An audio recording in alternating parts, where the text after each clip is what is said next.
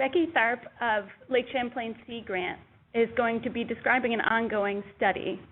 If you have any questions during the presentation, please use the WebEx chat function to send me, the NUIPIC moderator or host, any questions.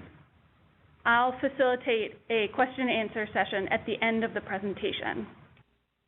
Today's presenter, Becky Tharp, holds a Master's in Science from the Rubenstein School of Environment and Natural Resources at the University of Vermont.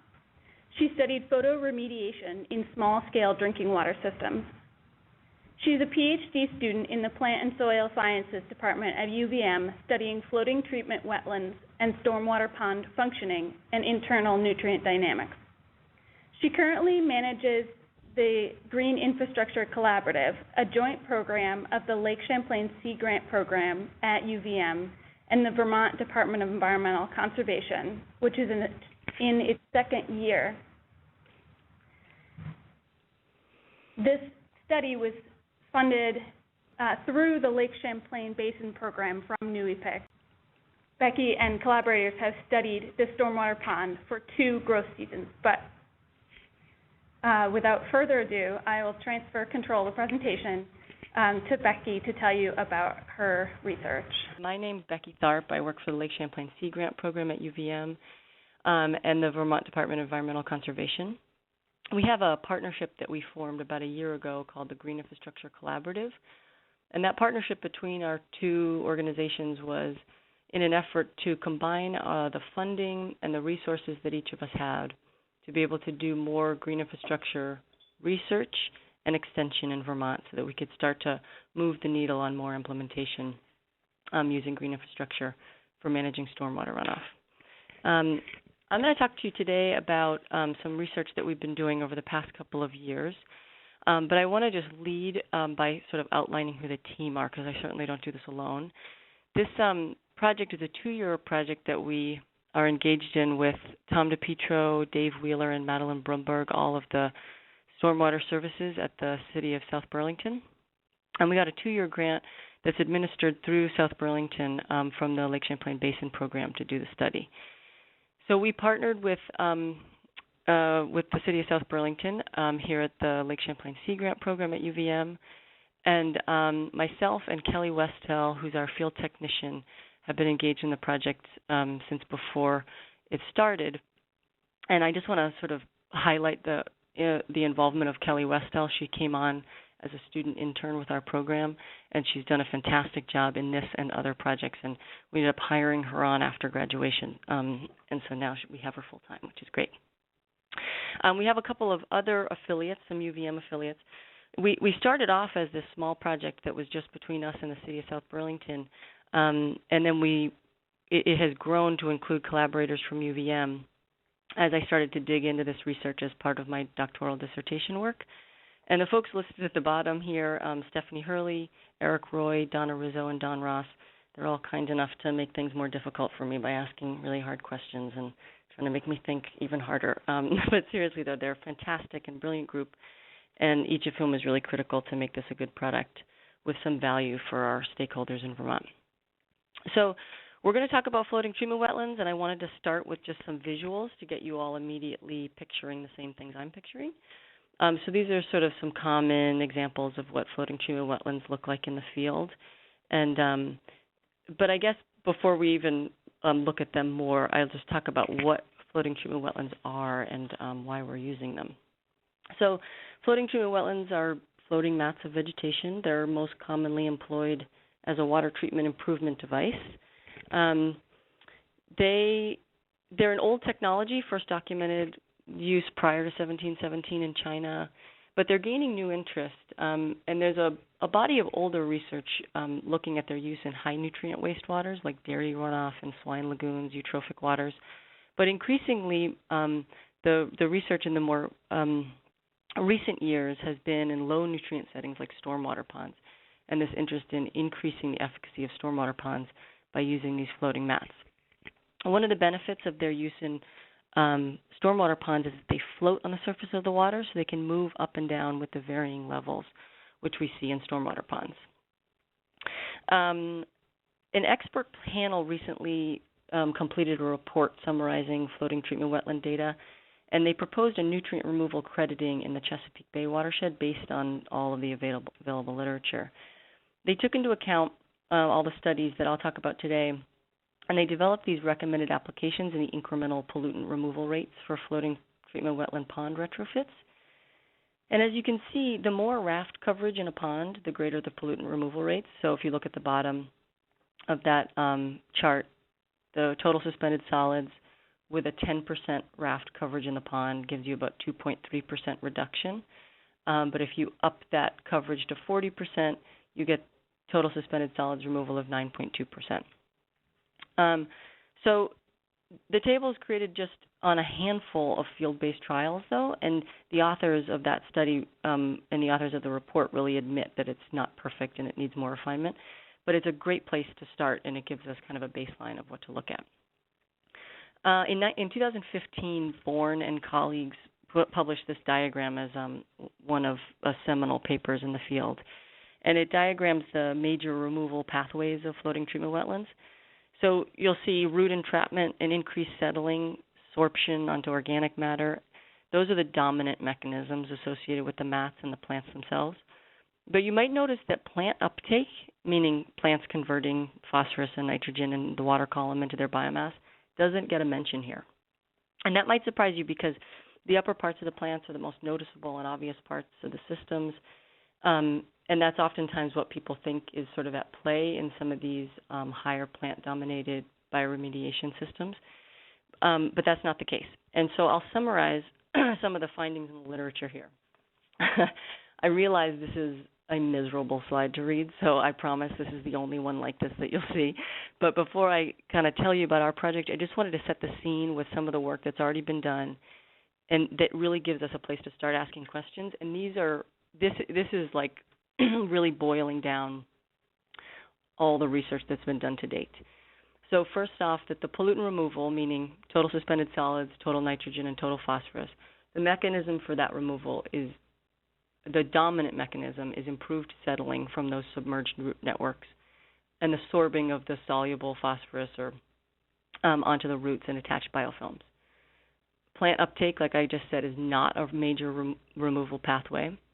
The coverage of floating treatment wetlands needs to be greater than 10% of the total surface area of the pond, but not more than 50%. And that kind of helps to both get a measurable impact to water quality and without impacting the economic viability of it. Floating treatment wetlands can suppress dissolved oxygen levels below the panels, and they can create hypoxic zones. So this effect is exacerbated with large sections of floating treatment wetlands. This is important to know, especially if the goal is not to be exporting water with really low DO. pH levels can also be slightly depressed as a result of floating treatment wetlands, and that neutral pH right next to the root zones can increase phosphorus sorption onto the roots, so that can be a good thing. More biomass and nutrients tend to be found in the shoots during the growth season and in the roots prior to senescence. This is critical, and I put this in here because when we're talking about maintaining these systems long term, and our goal is to remove nutrients from the system, it's important to understand how the plants are uptaking and storing nutrients, and then when and how they are then releasing it back into the water column. So that if we know there's a time of year when the plants are likely to move that nutrient component from the shoots in the upper part of the plant into the roots and then back into the water column, we could harvest those upper shoots to mitigate some of that transfer back into the water column. Another interesting thing is that peak phosphorus uptake by plants was noted in the literature at 25 degrees Celsius. And as a comparison, monthly average temperatures in Burlington range from negative 12.1 to 27.2 Celsius. So we're on the upper end of our averages. We're just in that little sweet spot. So that really opens up a lot of questions about how these things can operate in cold climates.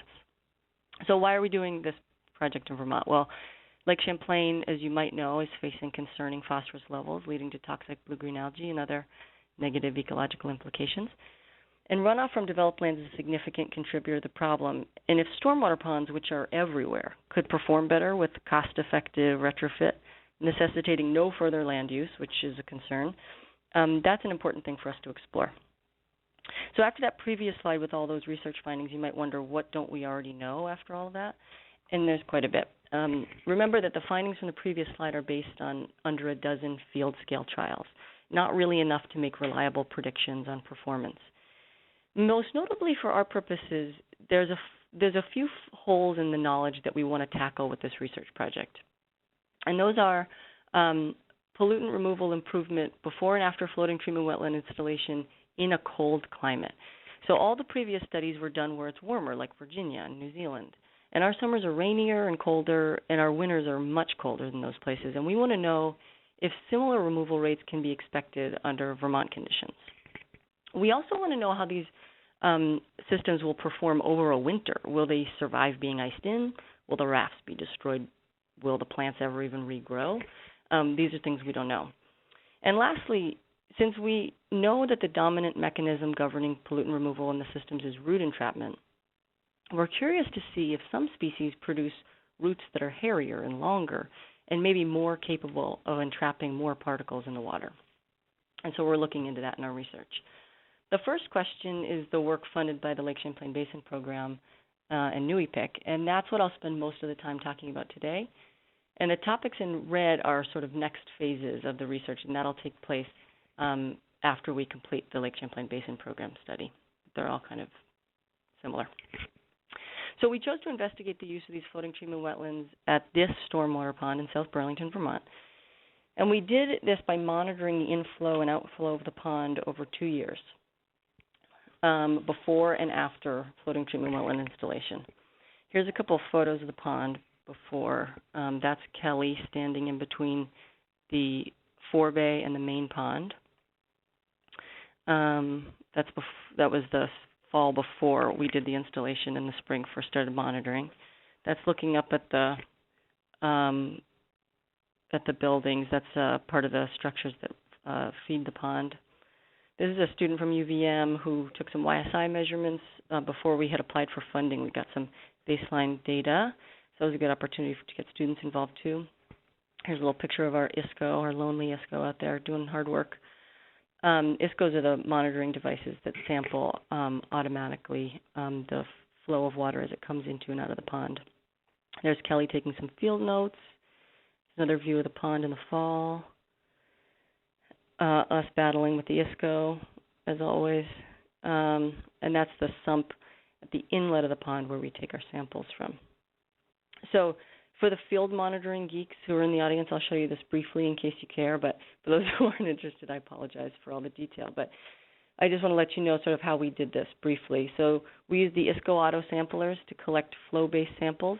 So that means when it rains and the water is flowing into the pond, that's when the ISCO kicks on, and it takes little sips of water based on whatever we tell it to, however often we tell it to grab water. And we do that at the inlet of the pond and then also at the outlet. We get a hydrograph from the ISCO, so it shows us how much water is passing by the ISCO or into the pond or out of the pond at a given time frequency. And then we analyze those samples from the ISCOs for nitrogen, phosphorus, total suspended solids. And then we also did a metals and a hydrocarbon screen, which didn't show very high levels, and so we did that in the first year and then stopped doing those screens in subsequent years. That's largely to do with the land use. We wouldn't expect there to be really high levels, but we thought we'd give it a shot. Then we use a YSI probe. It's a handheld little computer unit with probes that you can attach to the end of it, drop it into the water, and it gives you physical measurements. That's what we use it for. So we get temperature, pH, dissolved oxygen, and conductivity. We also take grab samples at the inlet, the center of the forebay, the center of the pond, and at the outlet, and we analyze those for E. coli and total coliforms. We do those during storm events, so while the water's flowing. We also now installed hobo temperature loggers that gives us continuous temperature measurements at 4 locations in the pond. The inlet, at the beginning of the pond, right before the floating treatment wetlands begin, at the end of the pond, right as the floating treatment wetlands kind of end before the outflow, and then in the outflow itself. So here's our site. This is the spot in South Burlington. There's this development of townhomes, and if we zoom in a little bit, there's all the townhomes right there. It's about a 3,000 square foot pond. The watershed area is just under 10 acres. It's highly developed. It's mostly this road, and the roof and driveway runoff from the townhome developments direct discharge into pipes that feed into the pond at the back. So there's a little pond down here, and notice there's a stream that you can kind of see in the upper part of the screen, and that's where that pond discharges to. There's even closer to the part of the pond. There's the forebase. That's like the mini pond before you get into the main pond. It helps most of the particles settle out there. They tend to fill in pretty quickly so they can be dredged out to keep pond functioning going longer. That's the main pond. And we monitored the pond flowing into and out of the stormwater pond all last year. And the ponds kind of function to capture and slowly release stormwater from the developed lands. And they're really successful at controlling the volume of flow that ends up in streams. And here's some of what we found about the flow from last year. So the blue line on the graph is on the hydrograph, and hydrograph again is just the flow rate by time. So this is the blue line is at the inlet up to the pond, and the green line is the hydrograph at the outlet. Those little triangles and diamonds indicates where the ISCOs took samples for us. And as you can see, the pond does a really good job at lessening the peak flow, so those high points on the graph. So the blue is like this, you can see the water comes rushing in there, and then it goes into the pond, and it kind of calms down, and then it flows out really slowly. So that's good for the streams. So this is just the repeated storms across last year. So you can see blue line, we get really strong, peaky waters that come in, and then the pond does a really nice job of just leveling off that hydrograph. It's much better for the streams. So it's ponds doing an excellent job. Yay for ponds. So then with the baseline of data of the pond's performance, we took the water that we collected from those ISCOs, and we did these loading calculations. And what's important to note here is that it's all over the place. So ponds will perform better or worse depending on if it rained the day before or how much water there was incoming in the storm or how long ago it rained. So there's a bunch of different sort of factors you have to consider. So you can see on this one, this storm that we're looking at here, the first one, the total phosphorus, which is TP. You'll see it kind of down near the bottom of the leftmost column. The removal rates there were about 24%. And then we had this other storm. You look at the TP removal rate, it's 91%. And then we'll go over to this other storm, and here it's actually loading 129.5%, which means more phosphorus is going out than was coming in. And then in this storm, we're looking at TP moved up a little bit. It's looking at a little bit more like the first storm, and there's just kind of this, as you can see, it just sort of, it ranges quite a bit. But overall, for the total mean phosphorus removal for all the storms that we collected, we got about a 40% total phosphorus removal, and a total dissolved phosphorus removal of the pond about the same at about 40%. So this is actually good news. The pond's performing quite well, and it's even it's well within the bounds of what the state regulations would assume that the pond would perform. So that was good to know. We didn't know that before about this pond. No one had done this about this particular pond until we went in there. So with the baseline of all the pond's performance without the floating treatment wetland, just the pond on a regular day, what's it up to, we set to work designing and then installing our own floating treatment wetlands that we used in South Burlington. And here's what the floating treatment wetland design looks like. So this is a plan view, so it's looking down on the pond. And the wetlands, the floating wetlands covered 25% or cover 25% of the surface area of the pond, as a total of 16 rafts, and they're 1.4 by 2.25 meters. We selected 4 plant species to investigate. We looked at pickerel weed, soft stem bulrush, sedge, and common rush. And if you can see on this diagram, the A, B, C, and D, that refers to a different plant species. So they're mixed up in that configuration there. And the plants are native, and they're not uncommon in floating treatment wetland investigations in other places. But we arrived at this selection after the research of Kelly Westell, who I talked about earlier. She, in her senior year at UVM, had designed and implemented a greenhouse experiment that helped us select our plants for the field version. And she looked at low and high nutrient level concentrations for a range of plants. I want to say she looked at maybe 10 or 12 different types of plants. And then she collected measured biomass and phosphorus concentrations, and we determined which ones performed best in low nutrient settings, and that's how we selected these plants. And here's another plan view, just kind of a zoomed in of each individual unit. So we have these holes in the mats, and those kind of blobs are the flotation foam that we injected in. And in the original design, the whole thing would have been one panel, and then once we started building, it became clear that they were too big and heavy and awkward to move as one panel, so we ended up splitting them in half. And like any good scientist, we now pretend that was the plan going all along. We found some convincing reasons in the literature to do so, which makes it sound like a sound decision. But really, the DO levels, as I mentioned in the previous slide with the literature, have been shown to drop directly under large floating treatment wetland units, so it's both convenient for carrying and also maybe better for water quality. So that was good. So here's a cross-section of the floating treatment wetland. This illustrates the root zones, which grow down into the water column, not to mention that highly sophisticated use of cinder blocks to anchor the units. I hope you appreciate that. But this really is what it looks like under the water out at these floating treatment wetlands. So once we had the design kind of settled on, we ordered the material, and we got these huge rolls of this biological filter material, which you see here. And each mat has 3 layers of it. And we unrolled them, the big rolls, and we cut them to size. We stacked them together. Out here, hard at work stacking and tying them together for each of the mats. And then we used this 2-part marine foam and poured it into the corners and into the center of the mats, and that is not an exact science, we learned. We did our best to sort of make it the same at each unit, but depending on the temperature and the humidity the day that you mix the foam, it really changes how much it expands. So that was a learning experience for us. But that's how they float, because that foam is now embedded in the mats.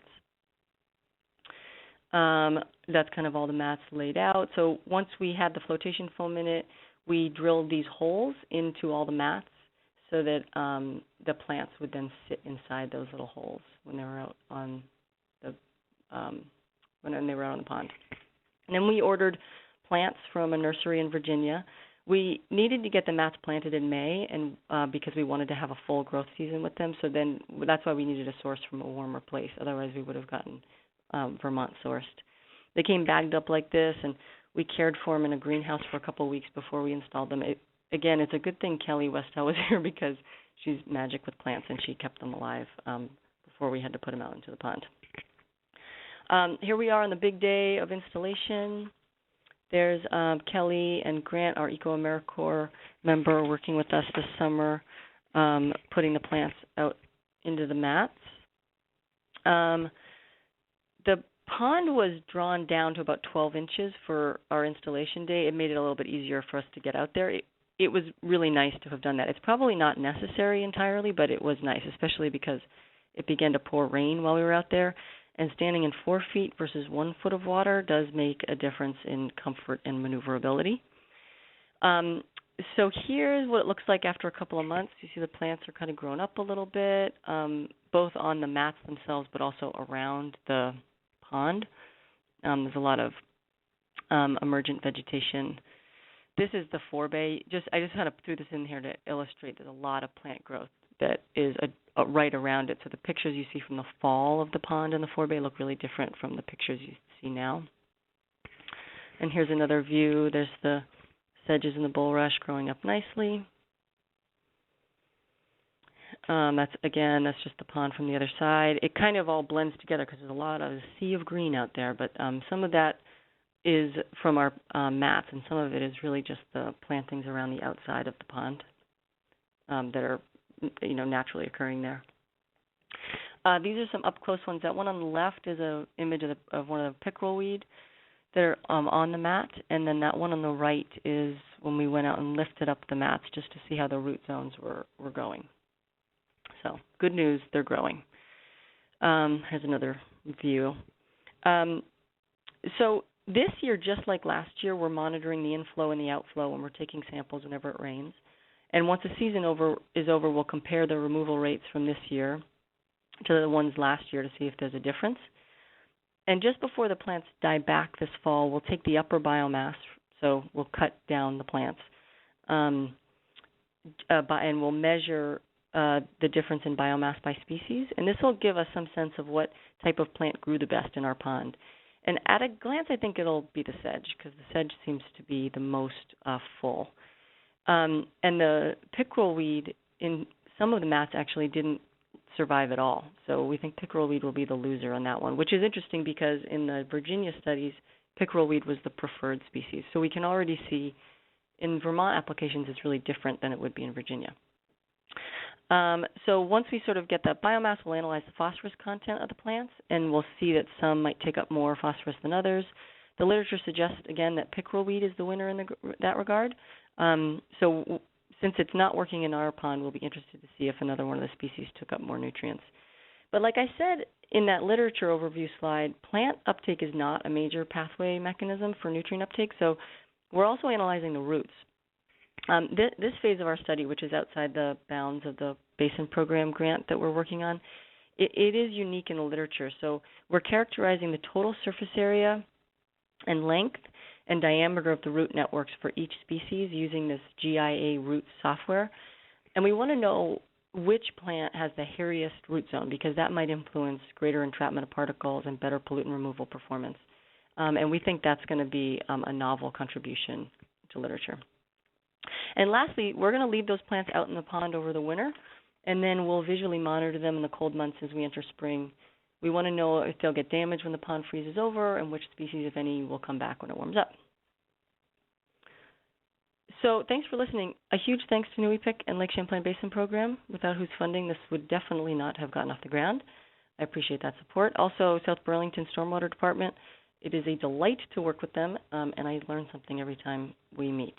I'd be happy to take any questions, or I'd love to hear about your experience with floating treatment wetlands, plant analysis, stormwater ponds, ISCO samplers, or any other thing that might be applicable. Thanks. Becky, I have a question for you. The phosphorus that gets tied up in the roots, can you talk a little bit more about what's happening and how permanent that is? Yeah, that's a great point. So the mechanisms that suggested in the literature, and again, these haven't been really well laid out, but the mechanisms that are assumed to be happening is that you're getting adsorption onto the roots, and then it's absorbing to organic matter, and then those are forming a flock, and then will fall off of the root zones as a chunk, which will then settle in the sediments. So, you could be you're settling what would have been, or what could have been particulate phosphorus that's in the water column, and kind of pulling it all together so that it forms larger chunks that will flock off and settle onto the sediment.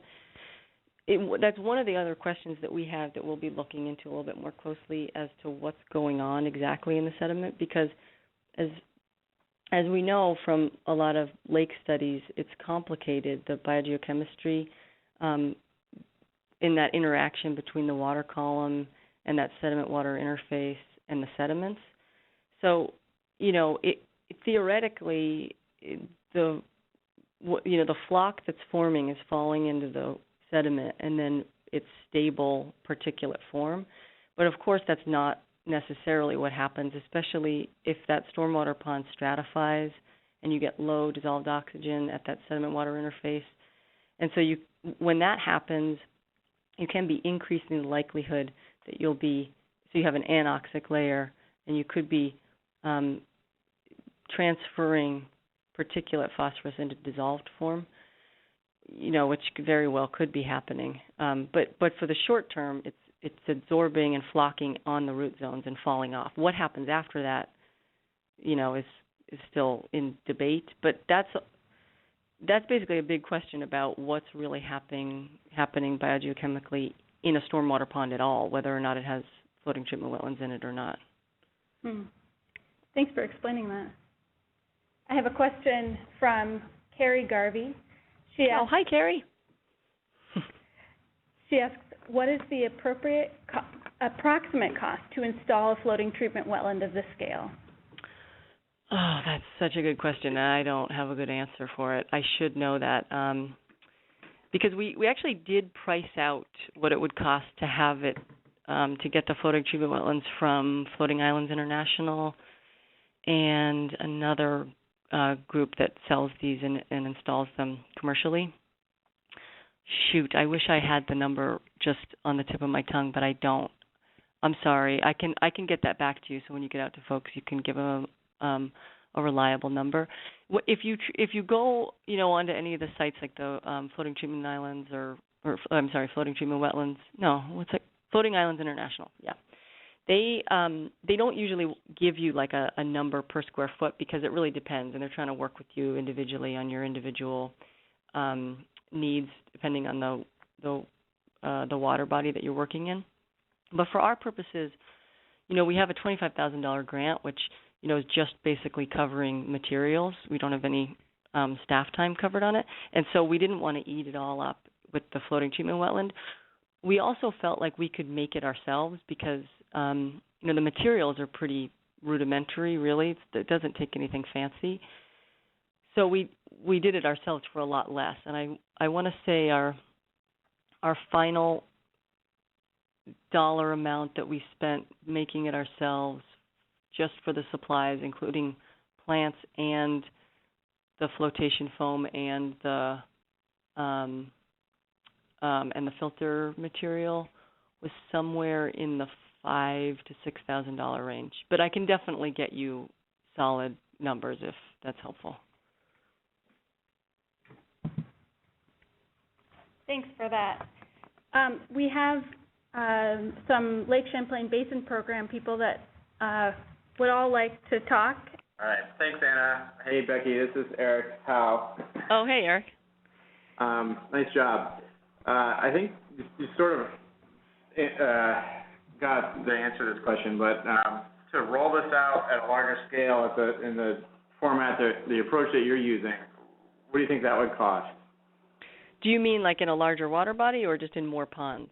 In more ponds. First of all, I guess maybe I should back up and ask admitting that we don't really know the results of the study yet. True. If they're good, does this seem like something that Tom DePietro at South Burlington would be interested in expanding to other ponds within his unit?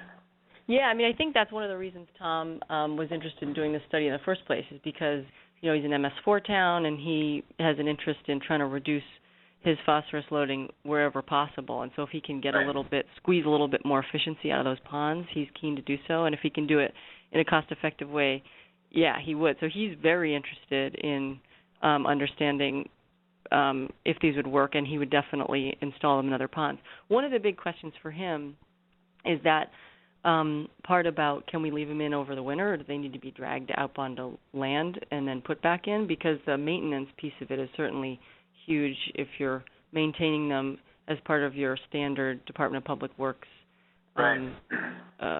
Like your daily maintenance stuff. So that hopefully we'll try and get at some of that, an answer over this winter too. Yeah, that's good. I was wondering what you would do with it. I was wondering if you'd put them into hoop houses or something over the winter, but dragging them makes sense. Yeah, we're going to leave them in and see what happens.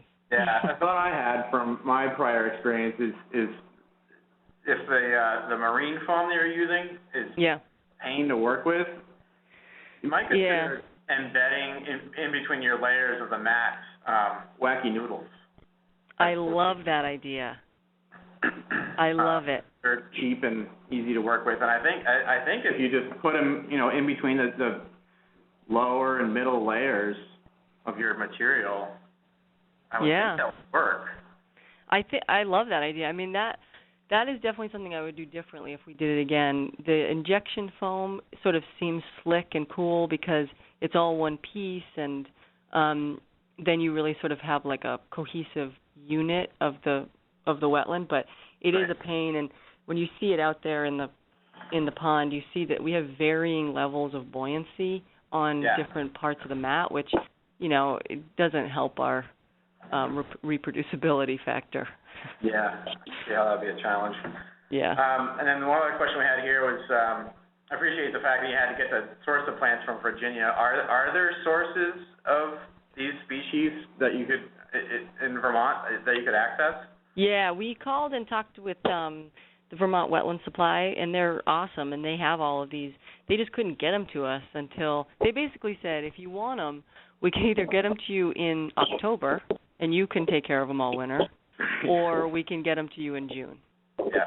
So if the project were to be rolled out at a larger scale, then that would be an option then. Yeah, totally. And I think if we weren't sort of trying to collect data and really wanted to get a full growth season, it would be fine to just put them in June whenever those plants are ready.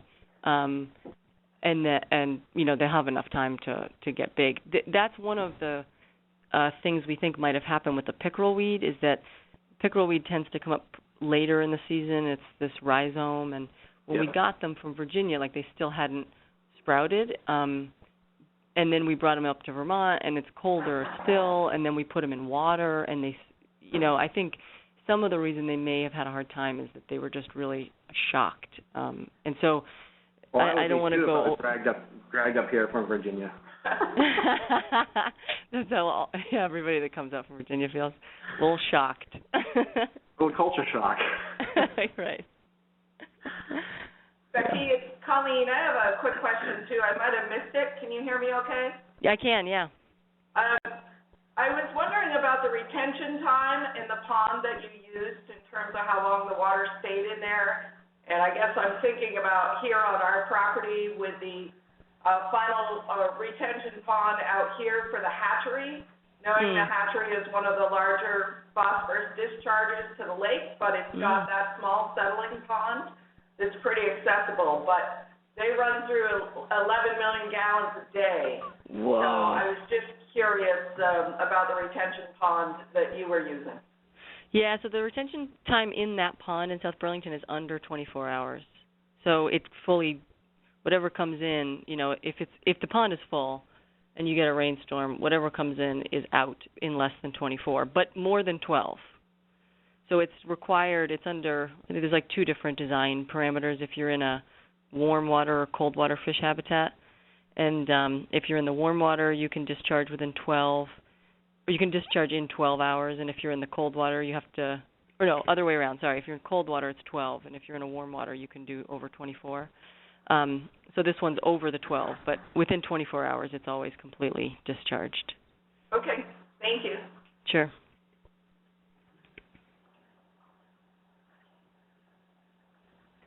Have you tried different, I think in your planting plan, were you using different patterns, I guess, of the species, like some species adjacent to each other, others not?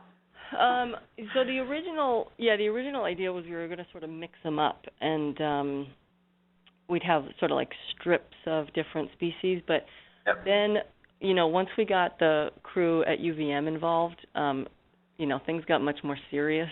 We had to, they were concerned that if we were mixing them up on an individual raft, that it would be really hard to differentiate what roots we were looking at, which now I'm really seeing that was a good idea, because it's very difficult to tell what species the roots would come from, because they don't come out in a nice clump right underneath the plant.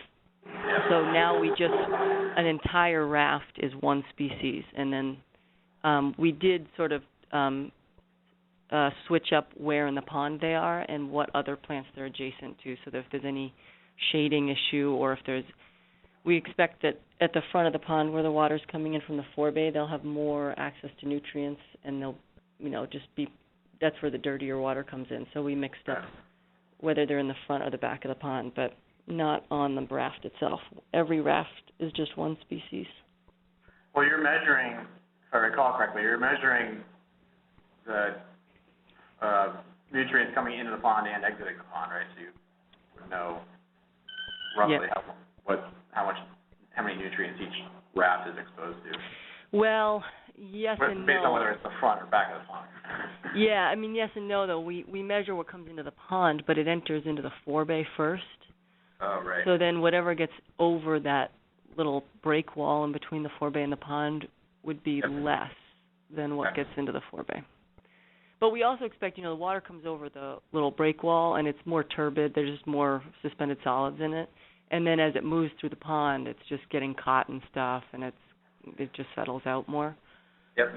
There's also a lot of mixing. It may be minor, but that was a consideration, at least when we placed the plants. Well, thanks. Yeah, thanks for asking.